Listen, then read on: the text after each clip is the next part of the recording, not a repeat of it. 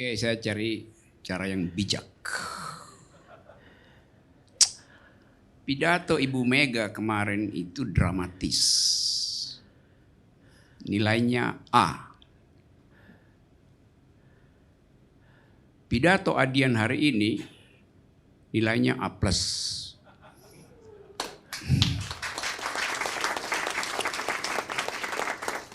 A untuk retorika, plus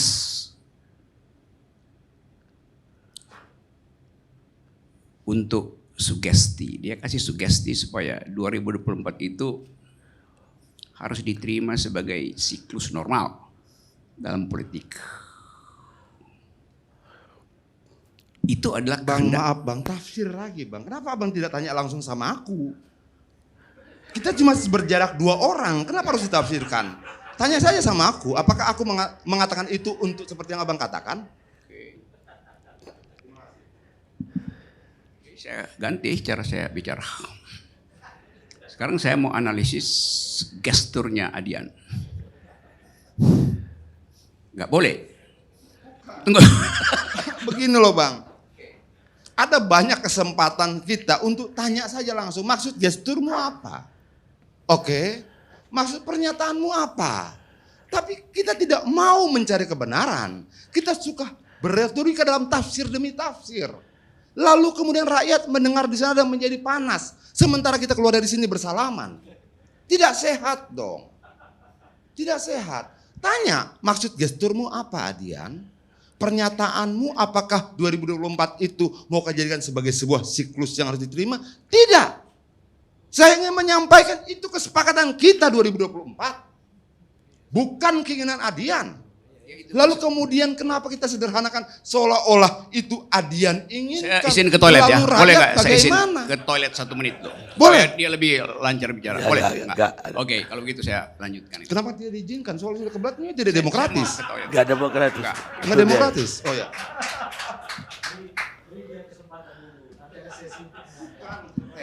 Jangan menafsirkan Adian. Ya, ada Adiannya, tanyakan saja. Ada waktunya nanti untuk menyanggah itu. Oh, siap. Itu etika berdialog namanya. Etika berdialog, jangan menafsirkan orang. Ya, ada nanti waktunya bagi dirimu untuk menyanggah itu. Oke. Aman? Oke, lanjut. Tadi kalimat saya, Adian saya kasih A+, retorikanya A, sugestinya plus. Kenapa? Karena dia kasih sugesti. Ingat kata saya itu, sugesti bahwa 2024 itu adalah normalitas dari siklus kepresidenan. Di mana saya kasih tafsir? Emang itu sugestinya begitu kan? Karena dia mengatakan, mari kita tuntun ini sampai 2024. Itu yang disebut sugesti itu. Sampai di situ dulu. Kalau mau protes silahkan sebelum saya lanjut. Ketika dikasih kesempatan dilarang yang ini, jadi bingung saya. Enggak terus. Ada kesempatan? Bang Rocky, lanjut Bang Rocky. Ada lanjut. kesempatan. Dia kasih kesempatan sama saya. Kenapa keberatan yang lain? Bang Karni, saya kira biar lanjut Bang. Biar lanjut. Adian biarkan aja dulu. Lanjut. Abang, Yang terakhir. aku tetap tenang Bang. Oke, represivitas terhadapku cukup banyak di masa lalu. Dan kita menjalani dengan ketenangan, apalagi cuman ini. Lanjut Bang.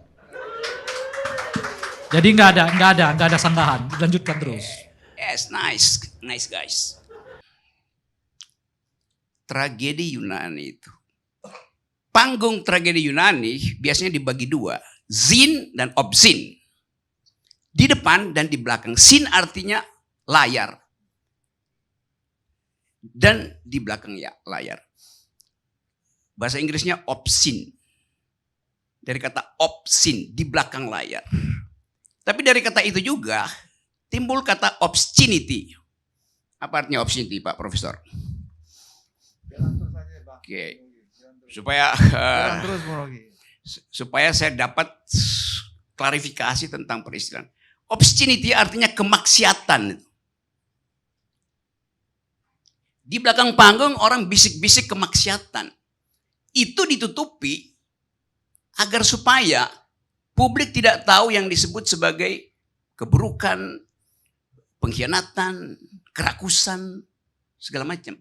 Yang dilihat hanya yang di depan panggung. Itu teknik di dalam Greek tragedy. Peristiwa PDIP jadi problem publik karena yang obscenity itu justru yang terlihat.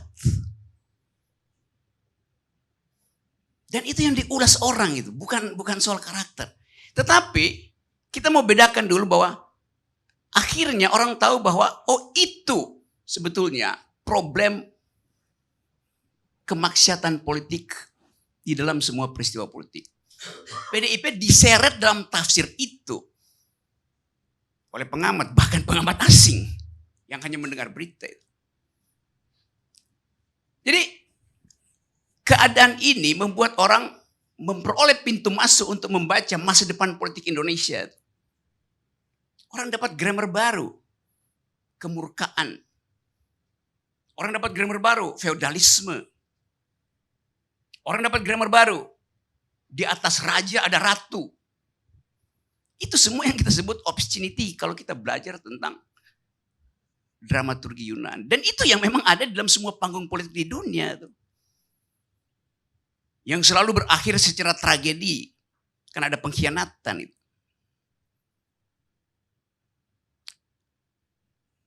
Saya nggak ada soal dengan PDIP itu. Saya nonton aja lihat itu.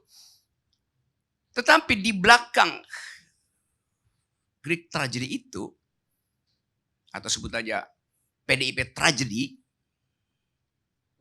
ada problem lebih mendasar dari sekedar Ibu Mega itu. Ibu Mega itu sin. Opsinya adalah olok-olok orang terhadap Ibu Mega. Yang sudah diterangkan oleh Adian. Tetapi ada panggung lain, yaitu di bawah panggung itu soalnya. Yaitu berebut tiket untuk pergi pada pertandingan politik 2004. Berebut tiket. Kenapa harus berebut tiket? Karena dipasang barrier to entry untuk nonton drama yang kita sebut presidential threshold. Kedunguannya di situ. Kalau nggak ada presidential threshold, nggak akan ada tragedi itu, nggak ada permainan pengkhianatan, obscene yang disindir oleh Ibu Mega dengan cara yang sangat bijaksana dan tajam itu. Ngerampoklah punya orang. Bahwa ini koalisi-koalisi, apaan koalisi itu? Ini sistem presidensial. Yang memang harus diteruskan logikanya. Kerjasama boleh, koalisi jangan.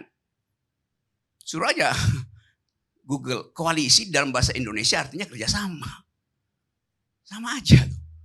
Tapi kita mau terangkan ini bukan untuk mengolok-olok tragedi yang udah the damage has been done. Udah terjadi kerusakan itu. Orang udah tonton keadaan tadi malam itu. Sekarang saya bilang tadi, ada scene di depan, ada opsin di belakang, ada di bawah panggung. Orang berebut remah-remah di bawah panggung. Sisa dari 20% itu yang diperbutkan oleh yang namanya koalisi. PDIP aman tiketnya. Yang lain ini berebut remah-remah di atas meja politik. Itu intinya. Di dalam tradisi raja-raja Yunani. Yang diundang di dalam perjamuan nobility yang mulia itu bukan cuma orang, tapi juga anjing. Anjing diundang untuk makan remah yang habis makan memang kita mesti buang. Bukan kita, mereka harus buang di bawah meja supaya anjing makan. Itu yang lagi dicari oleh koalisi itu. Makan remah-remah itu kayak anjing menunggu remah-remah itu. Saya mau terangkan itu supaya kita paham betul apa yang disebut demokrasi itu. Tragis negeri ini. Tragika itu. Karena itu saya tuntut terus supaya batalkan 0% supaya Ibu Mega lega. Supaya nggak ada koalisi yang kasak-kusuk nyari makan di bawah di remah-remah itu. Semua partai itu. Di dalam politik cuma ada dua. Anda pro 20% atau Anda pro nihil persen itu. Demokrasi artinya datang dari garis start yang sama itu. Tapi nanti bilang ya itu open legal. Ya segala macam bisa dibilang open legal policy. Nanti partai-partai fundamental ikut kalau 20%. Bukan itu. Kalau kita bilang demokrasi, garis lurus demokrasi adalah 0. 20% apa? 20% itu adalah nama peternakan oligarki itu. Jadi silakan. Kalau Anda nggak mau 0%, jadilah ternak oligarki.